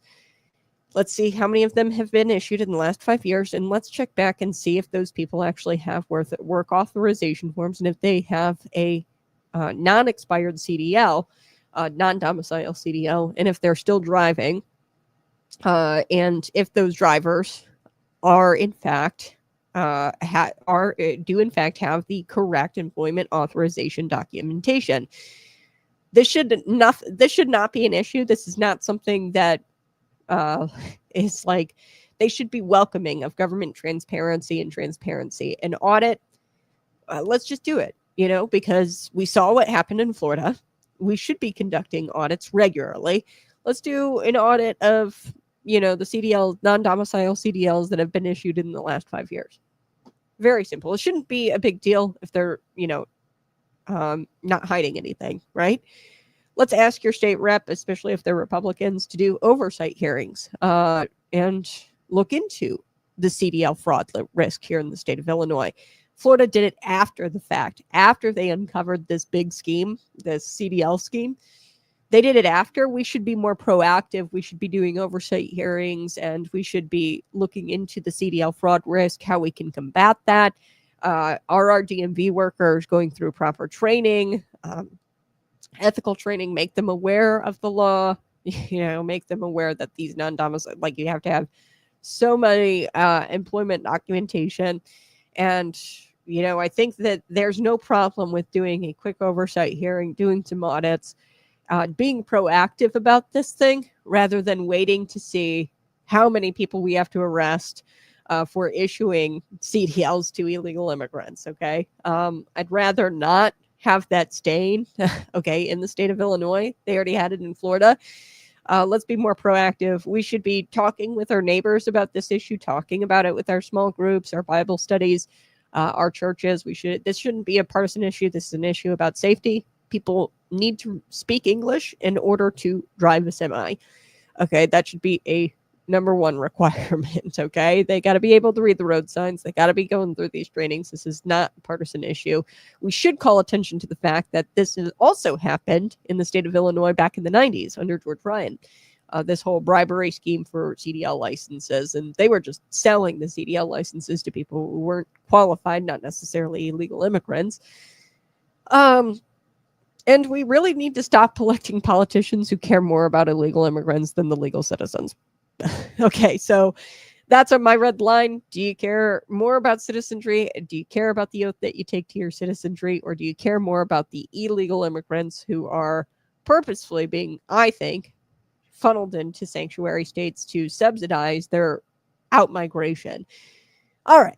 This is the Conservative Cat Show. We don't purr for propaganda. No. We don't nap for tyrants. We are awake and we are here exposing corruption. And I do want to talk a little bit about this weird thing that Illinois Democrats do in the State House, which is, of course, gut and replace bills. This is a procedural malpractice. This is procedural malpractice. And if you give me the next 20 minutes here, I am going to provide you a reality check. This was a budget heist. That's what I'm talking about this morning. It's organized legislative crime. Let's talk about fraud, cover-ups, backdoor lawmaking, and this is really constitutional, as I would describe it, vandalism. And they are doing this all on taxpayer dime. So don't forget that. This is a bait and switch scam that the Democrats are very, very good at in Springfield. So Illinois Republicans, they just filed a lawsuit, and they call quite accurately an abusive legislative process that has become a hallmark or a staple in the Democrat-controlled Springfield State House. Okay. So what are they challenging exactly? Well, the Illinois Freedom Caucus, we know that this is the biggest budget of history, of Illinois history, $55.2 billion. And that was signed by Governor J.B. Pritzker, takes effect in July 1st. But here's the kicker, okay? This wasn't passed through careful hearings and respectful debate. This was a hijacked bill, last minute, gutted and replaced, and they stuffed it with brand new budget language just hours before it was voted on. That's right. It didn't follow the 3 readings rule. And this is a requirement under the Illinois Constitution that every bill be read 3 separate times before final passage. Okay, this is a requirement in the Illinois Constitution. So why do we have that rule? Well, it's to prevent shady backroom deals, and it's supposed to give you, the taxpayer, time to understand what your government is doing, time to talk with your representatives about the budget. But when Democrats want something done, they don't follow the rules. They change the bill's content late in the night, and then they gut and replace it with a brand new bill, and then they dare people to challenge them on that. But the Illinois Freedom Caucus is challenging them, and all I have to say about that is finally. Okay, this has been going on for decades. This gut and replace thing is so weird. I will never forget, the funniest one I've ever seen is this Crohn's and Colitis Awareness Week. They gutted this bill. It's House Bill 4488. And if you go there today, you'll see that the title of the bill is Crohn's and Colitis Awareness Week. Well, of course, this got through, the proper, channels. It got out of committee, it got through both houses, and then they got it and replaced it. And there's not a proper 3 readings in this bill. Okay. And they got it and replaced it with an elections omnibus bill. And what was creepy about it was that in this election omnibus, they made it to where primary and in general elections, it used to be, I think it was just general elections, where the state parties, so the Illinois Democrat Party and the Illinois GOP, they can funnel as much cash as they want, no limits, to their candidates. Okay, so in primary elections and in general elections, they can funnel as much money as they want. These parties are already really powerful. Giving them this much power is really, really terrible for you and I, and it's terrible for people who are not necessarily a part of these parties. Okay, so people who are just, mom, she's kind of apolitical. She wants to run for state representative in her district, and she's not really a part of the Illinois GOP, or she's not really a part of the Illinois Democrat Party, and she just wants to run to make a difference. And the Illinois GOP has selected their candidate, and she can't win because the GOP has already selected their candidate, and they funneled as much money as possible into this guy's, say, Brad, okay? Brad's campaign, okay? And he is ultimately going to be the winner because there's no caps on how much money the GOP can give him. So Mary, who is not really politically involved, she's got no shot. Okay, because these parties have already selected their preferred choice. So this is a really terrible bill. It was an election omnibus bill that was that gutted and replaced a Crohn's and Colitis Awareness Week bill. Totally wild. I've never seen anything really quite like this in my life. And once you see it done in real time, there's no going back. You will not have respect for these representatives who do this, because it's against the Illinois Constitution. It's definitely against democracy. It's the most undemocratic thing I've ever seen. More undemocratic, I would say, than slotting and installing Kamala Harris in as the Democrat nominee for president. I think that this is a huge issue. So I want to make this clear. This is not about a technicality. This is not a political theater, what the Freedom Caucus is doing. This is about a constitutional requirement that says slow down, debate, and you have to let the people see what's going on. So the Freedom Caucus put it plainly, quoted in the Center Square, we have 5 months to allow the Constitution or to follow the Constitution and to vote on a budget the right way. So they're in legislative session for 5 months. In a basic civics course here on Conservative Cat, they're in there for 5 months. They've got a chance to do this for 5 months past this budget. There's no rule that says that they have to wait until last minute. Okay, they could do it at any time during this session for 5 months. And what do the leadership, Speaker Chris Welch and Senate President Don Harmon, what do they do about this whole thing? They wait until the very last minute. They snuck the budget in under the cover of darkness. Why? Because it wasn't publicly debated. If they were to publicly debate this, it probably wouldn't pass. You saw what happened with the homeschool bill. If the public is made aware of something, even though they've got a control majority there in the state house, as if the public is made aware of something, you had homeschooling parents showing up at that state capitol, losing their minds, and getting in their representatives' faces. It can be done if the public shows up. Okay, it can be shut down. That's why they don't debate it publicly, because it gives time for everyday families to go to Springfield and get in their faces. So what are we talking about? We're talking about tax hikes on everyday families. That's what is part of this $55 billion budget, record-breaking spending, okay, corporate regulations that scare away jobs, and legal changes that basically make Illinois a lawsuit magnet. I'm going to get to that more here in a minute. The legal changes that basically make us a lawsuit magnet. This is legislative fraud. I want to make this clear, plain, simple for you. If this were to happen in the private sector, someone would be going to prison. Okay, I don't know. There's not a good example that I can think of this happening in the private sector where they got in replace and they don't follow the rule or something. This wouldn't fly in the private sector. Okay, so let's talk about Senate Bill 328. This is that legal change that basically makes Illinois a lawsuit magnet. This is the lawsuit magnet bill from hell. Okay, now let's talk about Senate Bill 328, one of the worst offenders, really, of this circus where they got in replace. Okay, so a couple of legislative sessions ago, I would have said the worst offender of this was House Bill 4488, which changed those rules about the state parties and how they funneled money into the candidates' campaign coffers. Okay, I think that would have been the worst bill a year or so ago. This one is the worst one of this legislative session. So Senate Bill 328, it changes Illinois' specific jurisdiction state from a specific jurisdiction state to a general jurisdiction state.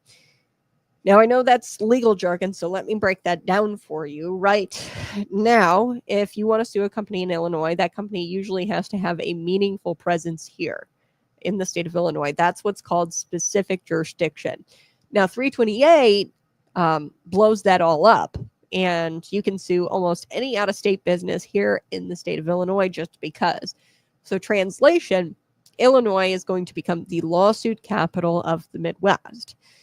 an out-of-state company, you can bring your lawsuit here, sue them here in the state of Illinois. And who gets rich from all of that? Of course, these trial lawyers.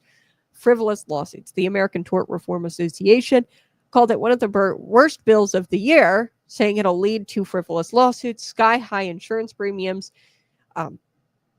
Here in the state of Illinois, insurance premiums, so like business insurance, you pay a premium on that.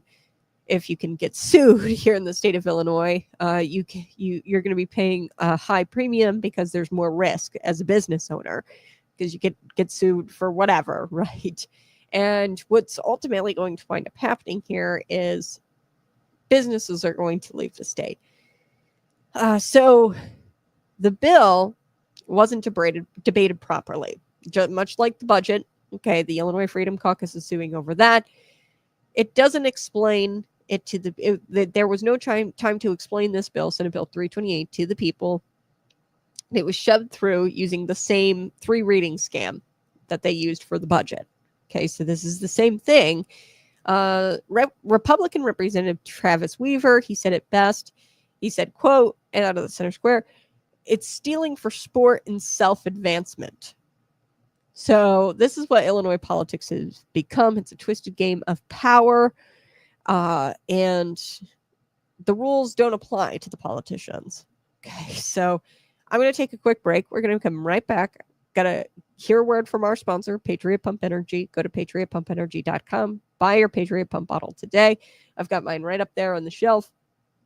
Black pepper extract. It keeps you focused all day long, and there is a natural supplement. This is a natural supplement. It uses things like vitamin B. There's good things in there, and no artificial flavors or no artificial colorings. And this is definitely something you guys are going to want. Conservative Cat, that's the promo code. That's $10 off. And subscribe right now. Hit that subscribe button. Let's hear a message from Patriot Pump Energy.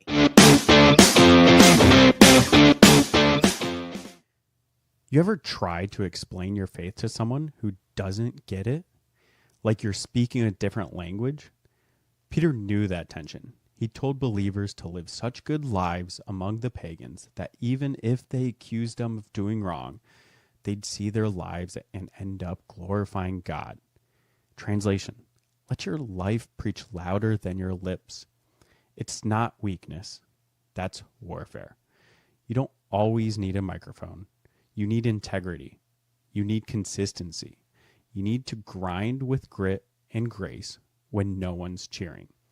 People are watching how you handle stress, how you treat your wife, how you react when life sucker punches you. They're watching to see if your God is real, because your walk is the evidence. You don't get to control what they say, but you can live in a way that shuts lies down over time. Let your honesty wreck stereotypes. Let your discipline echo louder than their gossip. Let your kindness feel like a gut punch to a world used to selfish men. Because one day, maybe not now, maybe not soon, those same people who laughed at your faith might remember your life when they hit rock bottom. And when they do, they'll know who to call. Live like someone's eternity might depend on it, because it might. You want a pre-workout that speaks for itself? Patriot Pump doesn't need hype, just results. Clean energy, no crash, built for men who lead by example, on the platform or in the shadows. Fuels what matters. Train for legacy.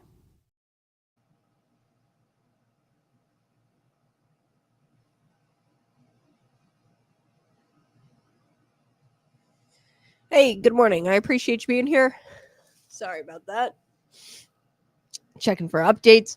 I do want to get to State Representative Travis Weaver. So the Illinois Freedom Caucus and Illinois GOP leaders, they have lawsuits now. So the Illinois Freedom Caucus, what they're doing, they are doing this legal challenge for the budget. Now what the GOP leaders are doing, they're doing it over this bill 328. Here's Republican Representative Travis Weaver. Take a listen. Illinois ranks 46th in competitiveness. That's an embarrassing number for any state, not to mention a state with the world's best farm ground, large population, world-class secondary institutions and waterways, great road, rails, and an entire transportation network that's the envy of the nation. Yet, thanks to decades of corruption, an addiction to spending, and a highly litigious legal environment, here we are at number 46, fifth from the bottom 10%. And we don't have to ask ourselves why. We know why. It's because of bad, poorly crafted legislation like Senate Bill 328 that opens up businesses to frivolous, unnecessary, unneeded, unwanted lawsuits. Senate Bill 328 is a clear violation of the 3 readings rule, a gut and replace at the end of session passed in a way to intentionally block Illinois citizens and businesses from providing feedback on the bill's destructive nature. We know that Senate Bill 328 isn't the only time the majority party hid the ball from the people they say they represent. We found at least 24 instances where the 3 readings rule was violated this spring. Senate Bill 328 is just the worst example. I think about this like stealing, for example. It's illegal no matter the reason. But if somebody's stealing bread because they're starving, we can have sympathy. It's not condoned, but it's understood. Breaking the 3 readings rule on a massively impactful, time-sensitive bill may be like stealing because you're starving. However, breaking the 3 readings rule on Senate Bill 328 is like organized crime theft. Absolutely no redeeming qualities. It's stealing for sport and self-advancement. New York Governor Kathy Hochul, who not once but twice vetoed a similar bill in New York, did so because it was likely deterring out-of-state companies from doing business in New York because it would require them to be subject to lawsuits in the state regardless of any connection to New York. The bill would cause uncertainty for those businesses and burden their judicial system. Is this really what we want for the land of Lincoln? To be known worldwide destination for lawsuits that have nothing to do and no benefit to the people of Illinois? We can and we must do better than this. The governor often talks about his administration's efforts to bring more businesses to Illinois, bring more investment and economic opportunity. He, more than anyone else in our state, has the ability to not just support some pro-business policies, but to stop bad ones like this as well. I urge Governor Pritzker to follow in the footsteps of New York Governor Kathy Hochul and stand up for Illinois innovators, workers, families, and job creators by vetoing this disastrous and unconstitutional legislation. We have filed this legislation or this lawsuit last night, and it's been accepted in the Circuit Court of Sangamon County. Should Governor Pritzker choose the special interest over the best interest of Illinois and intend to sign this law, we have stepped in. Our next step in the process is to seek a preliminary injunctive relief to stop this bill in its tracks. Okay. So I wanted to share that with you because, this is what tyranny looks like. Look, folks, tyranny doesn't always look like, people in military boots, marching orders. It doesn't always look like that. Sometimes it comes in the form of the state house supermajority abusing procedure to silence debate and rob you blind. It looks like this. A $55 billion budget passed without any real review. It looks like this. A courtroom grabbing bill passed without consent. This is Senate Bill, 328, Senate Bill 328. The governor signs all of it. The bill, the budget, all of it without your consent, and he does it with a smile in front of cameras. And what does Governor J.B. Pritzker say? He says absolutely nothing. He signs on the dotted line. Why does he sign all of this? Because the machine is running exactly how he wants it to. These people believe in no checks, no balances. They don't believe in transparency, and they don't believe in the Constitution. They believe in raw, unchecked power, and they've got the votes to do it for now. So you're always asking me, how can we fight back? How can we fight back? Well, here's how. Support the lawsuits. The Freedom Caucus, the GOP leaders, they're filing legitimate legal challenges to both the budget and to Senate Bill 328 against 328. Call your representatives, tell them to fight these bills, to fight the budget bill, to fight the Senate Bill 328, and demand accountability. Call Governor J.B. Pritzker's office, flood the governor's hotline, tell him to veto 328 for the sake of our businesses, stop the abuse, support law and order, and we need to start following the damn Constitution. Expose your local representatives, every Democrat who voted for this, write their names down and post it, share it. Sharon Junk, Dave Kaler, right? These are Central Illinois representatives who vote for this stuff all of the time, right? In this budget, by the way, $7,000 or something in a salary increase, which is just wild to me. Post it, share it, ask them why they support this process, this lack of 3 readings. Ask them why they didn't shut this down just because of the procedural element to this. Get involved in 2026. Primaries will be here before you know it. Get behind the constitutional conservatives who actually respect the rules and will fight against the rigged system. Join your local conservative coalitions, fight your school boards, your city councils, and start rebuilding Illinois from the bottom up. And the swamp is Springfield. It's very deep, but we can do this. We can revive it if we start locally, and if you pester maybe even your local representative and ask them why they support bills that are passed procedurally and go against the constitutional rule. The Illinois Constitution was written to protect the people from the politicians. And the politicians, they just ignore it. And really, it's up to the people to defend it. So this isn't about one budget. It's not really about one bill even. It's about how the state is run. Okay. And as long as I am doing the show, I am going to call out corruptions. I am going to name names, and I'm never going to stop fighting for the truth. So let's get to something else today. The $770 million.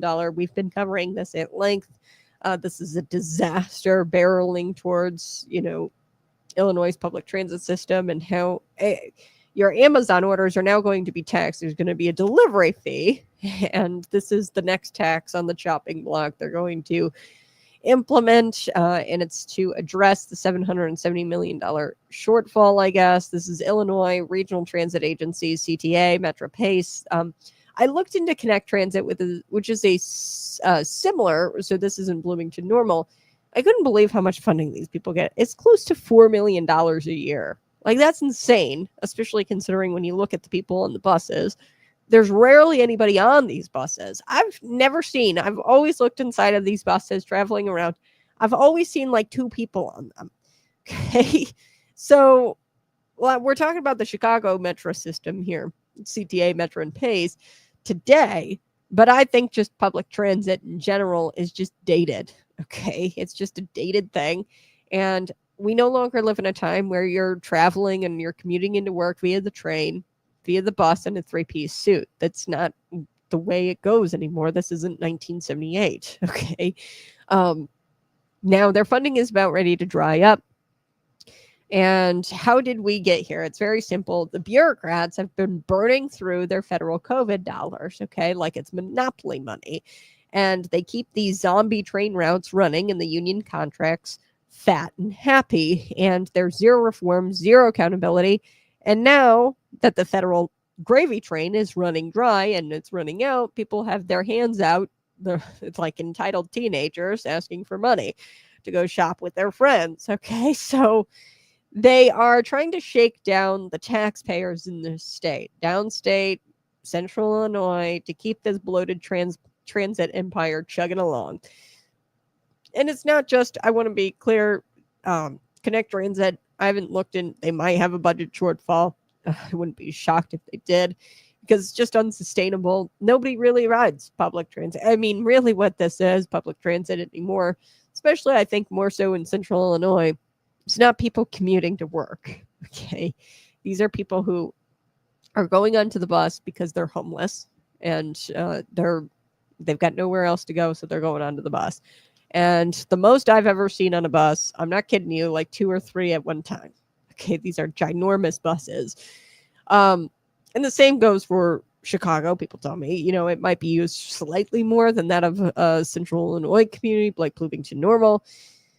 But, they still probably aren't used nearly as much as you would think, and that's as much as we're paying for. So you heard me right. State Senator Ron Villavolam, a Chicago Democrat, and known, like most Chicago Democrats, they are known to be union mouthpieces. I call them NASCAR drivers because quite literally, I've actually seen this before where they will wear the pins. So I've actually seen this where a state lawmaker was doing a press conference and he was advocating for a bill to give these people funding, and it was like said insert nonprofit there, and they will wear pins of the nonprofits who lobby them. Now this is just a public sector union, okay, so and they are lobbying for more money. And most Chicago Democrats are just union mouthpieces. And I call them NASCAR drivers. You know how NASCAR drivers actually wear like their sponsors on their track gear or whatever, their racetrack gear. I don't know what you call it. That's like quite literally, I've actually seen representatives wearing pins of their, what I would call sponsors, people who donate to their campaign, and in turn, they solidify or secure money for them. For their operations, whatever, insert whatever nonprofit here or insert whatever lobbyist here. Okay, so he has floated, Ron Villavolam, this idea of a $1.50 delivery tax, which is wild. Your Amazon box, your Walmart groceries, your pet food from Chewy, all of it, $1.50. And that's not all. They pitched a real estate transfer tax. So they want to squeeze you right before you leave, right? They want to squeeze juice out of you right before you're about ready to leave. Okay. Then they want to do environmental impact fees and who knows what else they've got cooking. They're trying to figure out how to tax you more. They can tax the sun dry. The next thing that they're going to do is probably tax you for breathing, tax you for the sunrise. Okay. Enjoying the sunrise in the mornings. Who knows how they're going to figure that out. But Ron Villavolam, this is a magic number, 1.5 billion in new revenue, or else they need 1.5 billion dollars in new revenue, or else what? Cuts, layoffs, route reductions, which probably all needs to happen anyway. Okay, this is an inefficient, outdated system. It's overmanaged and it's underperforming. State Representative Bill Howder nailed it. He says there's too many agencies, too much overlap, and zero incentive for reform. That's what he's quoted in the Center Square. Why fix things why fix something when you can tax your way out of it? That is the mindset of every Democrat. They just say, why fix it if we can tax our way out of it? So here is where it gets even slimier. Take a listen to this. House Speaker Manuel Chris Welch is playing the long game. So always be freaked out when they say things like, we have time. The funding doesn't run out until December 31st. Oh boy. So this is your classic, what I call a Springfield stall tactic. Okay. They wait until the crisis hits and then they push through a vote in panic mode and they use it as a form of pressure. They do this every time. Why? Because they don't want real solutions. They want excuses for emergency tax hikes.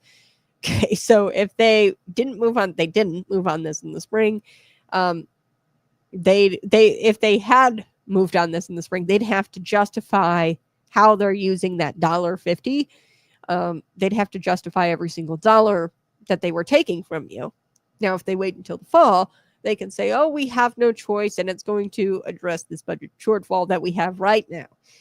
And we had no choice. And here's the thing, you do have a choice, though, and you're making the wrong one there, Chris. You're making the wrong one there, Rom. What does Governor J.B. Pritzker say? Nothing. Okay, obviously, he wants the state and you and me, Rockford, Bloomington, Decatur, Peoria. He wants the riders to chip in. Not even the riders to chip in. We don't ride the Metro. We don't ride CTA or RDA. Bend over taxpayer. Everybody is getting a turn. That's what's going on here. And nobody wants to say this out loud, but the public transit system is a bloated relic. Okay, nobody wants to talk about this also with museums, okay, and libraries, public libraries. These are bloated relics. They're outdated. Okay, we've got things like Uber now. You know, why would I sit around waiting for this scheduled, these inconsistent scheduled pace bus thing? Why would I sit around waiting for that when I could just pay for an Uber instantaneously? I mean, we live in an instant gratification type world. You've got Uber, it's efficient. People use that if they don't have a car. Okay. This is a very bloated relic, much like museums or libraries. I think in Bloomington, they spent $25 million on a public library in 2024, 2020, I think it was 2024 or 2025, something very recently. They spent this money on that. And it's just stupid because we have a little something called a cell phone and ChatGPT. Okay. We've got a little something called that. And people don't use that stuff anymore. It's just the way life goes. Okay. These are bloated relics. And museums, same thing. You can look anything up you want to know about any kind of history. Should we get rid of them entirely? No, but we need to transform these systems. We need to transform it and really reform it, okay, to what it is. It is a relic, okay, and why put so much funding into something that nobody uses? It doesn't make any sense. Multiple agencies with overlapping jurisdictions, too many managers, too many not enough riders, too many poor excuses. We should be modernizing. There's no, really, the private sector does this so much better. Ride sharing apps, things like that. And they've gotten, there's other ride sharing apps that have gotten more affordable. There are, different various grants out there that you can get. There's all kinds of things that you can do if you don't have transportations, and you can use the private sector, okay, to do that. CTA is riddled with crime. Metra is underused, and Pace, half the buses are empty. Okay. So there's zero incentive really for these people to modernize. They're not modernizing. They really should take a page out of the private sector's book. I'm trying to think of other ride sharing. It's Uber. There's one that's way cheaper, Lyft, all of this. And like I said, we're throwing money at something like it's 1978. In 1978, people commuted, okay, on the train in three-piece suits. People commuted to work. That's not what we're doing anymore. We've got people who are doing Uber, and the private sector figured it out and made it more mainstream and made it easy. And really what reform looks like, it means consolidating these transit agencies, eliminating the administrative bloat, these high salaries, and every contract. We need to audit every contract and vendor. We need to audit and figure out how they're spending their money. The CTA pays, how are you spending your money? Are you spending it wisely? We need to freeze union raises. What's going to wind up happening? They're going to get the $770 million or the billion, whatever, $1.5 billion is what they're calling for. They're going to get that, and then they're going to raise the union raises, and it's just going to be totally inefficient. And I think that they, need to cut services nobody uses. Okay, at the end of the day, that's what the solution here is. What the solution isn't, taxing working families for ordering toilet paper via Instacart. Okay, we need to stop doing that. So let's talk about this $1.50 delivery thing and who it actually targets. Who it targets are moms who are ordering diapers from Target to the house. It targets small businesses who get shipments in for their small businesses to their house. Disabled folks who rely on delivery. Rural residents who don't have access to public transit. So these are people who do not use the CTA. They do not use Metra, people who get delivery a lot of the times. These are rural people who don't have access to it. Disabled folks, they're not using the buses as much as you would think, obviously. So these are the very people who don't use CTA or Metra, and not to be, redundant here, but like people in Rockford, Bloomington, Decatur, Peoria, Bloomington, and they're not using it, but they want you to, this is a statewide thing. Everybody's going to pay the $1.50. So at the end of the day, what this is really about is Springfield answering to union bosses, progressive lobbyists, and that's about it. And everybody else is just a funding source. And let me be crystal clear. The train is off the rails. Okay. And they're not looking to fix the tracks. They're looking to build another station on your dime. Okay. And they're not even really going to build another station. They're just going to line the union contractors' pockets more than they already do. So call your state representative, demand that they oppose the delivery tax, especially if you're downstate. You shouldn't be paying for Chicago's transit failures. Support people like Bill Howder, who are calling for transit reform over before revenue, period. You need to reform this thing, and you need to probably cut services because it's not 1978 anymore. People use Uber and Lyft now. Okay, let's wake up and participate in the real world. Watch the fall veto session like a hawk. They're going to try to sneak this through. You got to stay loud, stay organized, and you'd be shocked what you can do. Look at the homeschooling bill. They shut that down. The Illinoisans shut that down because they were aware of it. Spread the word. Let your neighbors know that this is coming. Post it online. Share this episode. And don't let the media cover this up. Okay. Now, there's a few more things I want to get to. I got to take a quick break. Happy Juneteenth. Juneteenth is complete garbage. I might revisit that one more time. Earlier in the show, we brought up how Juneteenth is complete bogus. It marked June 19th, 1865, when Union General Gordon Granger arrived in Galveston, Texas, and announced that the Civil War was over and the enslaved people in Texas were free. Okay, so this is what happened on that date. This is something that is a paragraph, maybe, in your textbooks. Okay, your history textbooks. And the reason why he did this was because, guess what? The Emancipation Proclamation was signed in January of 1863. This was 2.5 years earlier. That was done by President Lincoln.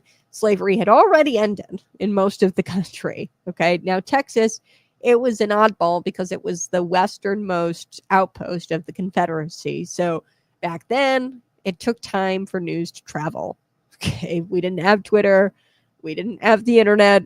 We didn't have cable boxes. Okay. And it took time for news to travel, and eventually they implemented it. And nobody's going to tell you that, it was all Southern Democrats who, these people say, let's honor Juneteenth and we're going to support the end of slavery. Yeah, but the Democrats were the ones who actually fought for segregation. They fought against the civil rights movement every step of the way, but the DEI departments don't tell you that. So we are going to come back. I've got a few national stories I want to hit. Enjoy this cat clip.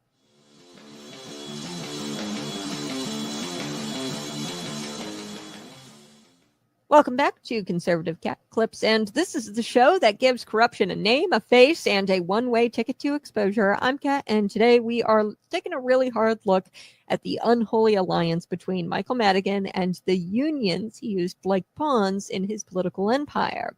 So let's be clear. Unions in theory, sure, fair wages, nice, safe workplaces, all good. But under Madigan, unions weren't about workers. They were about votes, money, and absolute political control. Let's dig into it, shall we? Madigan built a fortress of influence using public sector unions, especially teachers, electrical workers, laborers, AFSCME. How'd he do it? Easy. He passed contracts that favored unions with big raises, ironclad job security, and pension sweeteners that simply Illinois could not afford. That's why we have the pension debt. Okay. In return, those unions pumped millions of dollars into campaign coffers, nearly $10 million from AFSCME alone, mostly directed to Madigan's machine-approved candidates. You get the contract, I get the cash, the taxpayers get screwed. This is a corruption carousel that we are on. It sounds familiar. Look at Illinois' pension crisis. Over $130 to $140 billion in pension debt and counting. Madigan and his union pals made promises that the state could never keep up just to win short-term votes. That's why we're in the pension crisis, stupid. Now we're stuck with the bill while they enjoy six-figure retirements at the age of 55. This wasn't just about money, though. Madigan used unions to intimidate the opposition. If you ran for office without a union backing, they'd swarm your district with mailers and door hangers and smear ads, and it's impossible to win if the union is backing said candidate. And they'll use the union to swarm your district, and you could never win against a Madigan machine approved candidate. And this still goes on today in many areas of Illinois. You didn't run against Madigan, you ran against his union army, and it's still the case today. And then it's changed a little bit. Maybe it's unions and a little bit of nonprofit sector as well. In many areas of Illinois, you didn't run against Madigan or a Madigan candidate. You ran against an army. The best examples of this is in 2018, Madigan's campaign machine sent union-backed operatives to attack Democratic reform candidates. Okay, yes, even people of his own party. Okay, if they dared question his ethics or if they dared run against one of his hand-picked puppets, they would go and they'd send union-backed operatives to go and attack Democrat reform candidates. Not quite literally, but, you know, the door hangers, the smear campaigns, all of that. And they had the money to do it because they kept getting the contracts from the government, from Madigan. And he had all the money in the world to do it because he kept getting the money from the unions. It's just this carousel, and you just keep getting screwed as a taxpayer. So don't forget about the shady deals. One union-linked lobbyist said that he felt obligated to hire Madigan's people just to get access to Springfield. That's not representation. That's racketeering with a pension plan. Okay. Now, even with Madigan under indictment and facing sentencing, he has 22 counts of corruption. Those union ties still linger. The same union leaders that backed him for decades, they're still sitting pretty. They're still funding candidates who won't touch reform with the 10-foot pole. None of these candidates want to touch reform with 10-foot pole. Nobody's really denounced Madigan's political machine. Governor J.B. Pritzker surely hasn't. And this has been Conservative Cat Clips, reminding you that unions have become political weapons when solidarity becomes code. Solidarity is code. That word is code for corruption. And when the taxpayer is left holding the bag, that's not labor, that's a scam. Okay. Michael Madigan may be out of office, but his legacy lives on with bloated budgets, crony contracts, union bosses who still pull the strings from behind closed doors. And here's your homework, my folks, in Illinois. Follow the money, follow the endorsements, follow the corruption, because it always leads back to the same machine. This has been Conservative Cat Clips. Hey, good morning. It's Conservative Cat, and I want to hit this right before we go. Whoopi Goldberg. Look, there's a reason why people from all around the world choose America instead of Iran. It's not even close. So when Whoopi Goldberg gets out there and claims that Black America and being a Black American in the United States is no different than life in Iran, it's utterly absurd. It's stupid. And her statement couldn't be further from the truth. You've got to be painfully naive. I mean, to say what Whoopi Goldberg said here. Let's take a listen. Oh, but let's just remember too, the Iranians literally throw gay people off of buildings. They don't adhere to basic human rights. Listen, here's the thing. Let's not do that, because if we start with that, we have been known in this country to tie gay folks to the car. But where the Iranian regime is today, I'm sorry, they used to just keep hanging Black people. So it is not even the same. I couldn't step foot during this. Wait. That's not what you mean to say. It is the same. No, it's not. The year 2025 in the United States is nothing like if I step foot wearing this outfit in Toronto. I'm sorry. I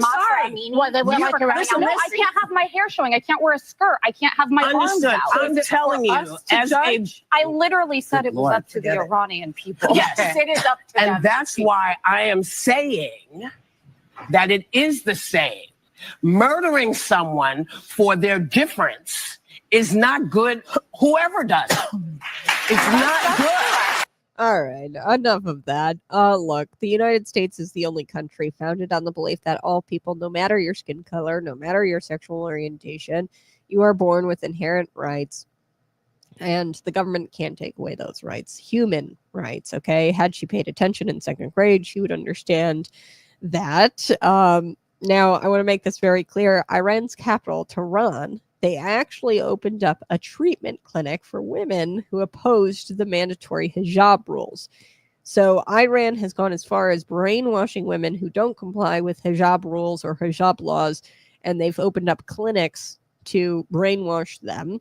Okay, so the fact that she tried to compare Black America, being Black in America, to the same thing as this is a slap in the face to these people who are actually suffering under the Iranian regime. Nonetheless, she tried. She tried really hard, Whoopi Goldberg here, but she had zero evidence to support these baseless claims. You guys have a blessed day. Bye. Love you so much. Hit that subscribe button while you're here, and we'll be back at it. It's bright and early tomorrow morning, Central Time, 6 a.m. to 8 a.m. This has been the Conservative Cat Show.